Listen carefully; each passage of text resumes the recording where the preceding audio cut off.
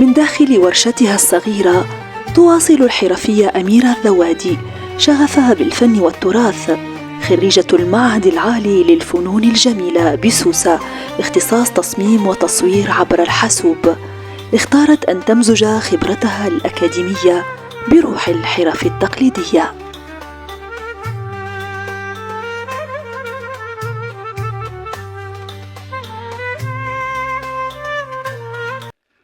اسمه كيمينو، معناها كيما العباية هكا تلبسوا المرأة كان المتحجبة ولا مش متحجبة.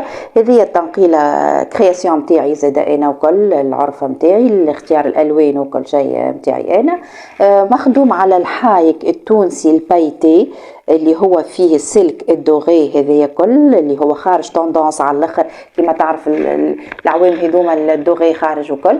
دونك انا عملت كونسيبسيون زاده، حبيت العرف الكل ويبدا هكا على جنب، وعندي اليد الاخرى باش تكون فيها تريزه، الوغ كو اليد هذيا ما فيهاش، حبيت عرف بعرف معناها وكل.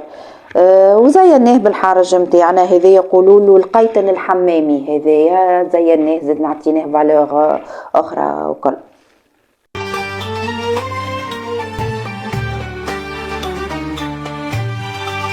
أميرة جمعت بين الفن الحديث وحب التراث، فكانت أعمالها انعكاساً لهويتها وإبداعها الخاص، فهي لا تكتفي بصنع قطع جميلة بل تقدم فناً يحمل ذاكرة المكان ويعيد للتراث نبضه من جديد.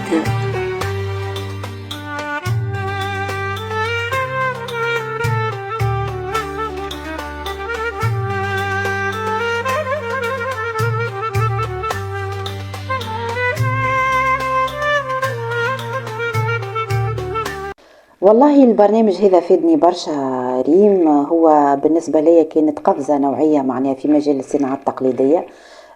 كي دخلت من الأول عجبني معناها عجبتني فكرة البرنامج، كونه مخذيو 10 حرفيات من ولاية بنزرت باش يأطروهم ويحاولوا يخدموا دي برودوي جدد في مجال الصناعة التقليدية، وهو الاقتصاد الدائري، لي برودوي ايكولوجيك.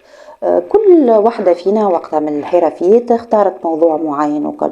أنا كانت الفكرة متاعي هي الأثاث القديم. في وقتها في مرحلة البحث قعدت نبحث وندور وكل شنية الحاجة اللي أنا كحرفية أميرة الذوادي شنية نعمل تطريز يدوي، شنو نجم نفيد في الاقتصاد الدائري.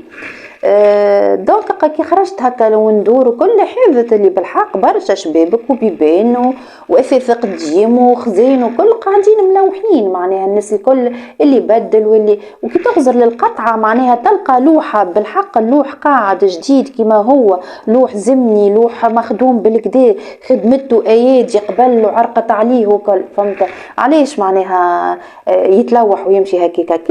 كانت الفكره نتاعي هي الاثاث القديم اللي رسكلو، نعاود نعطيه روح جديدة، نعاود نحييه معناها بعد ما كان نعطيه حياة جديدة. للفكرة معناها الحقيقة لقات حسين معناها كبير من قبل اللجنة، عجبتهم على الآخر، وداير كنت من ضمن الفايزين في البروغرام هذايا.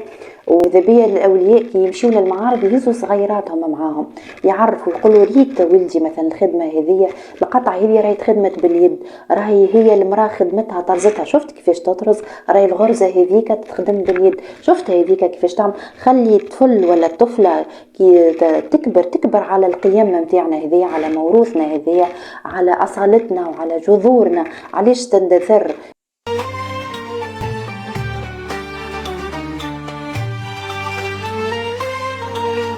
في كل إبداع تقدمه تواصل الأميرة الحفاظ على الذاكرة التونسية، وتمنح الحرف التقليدية حضوراً جديداً في زمن تتسارع فيه الحداثة.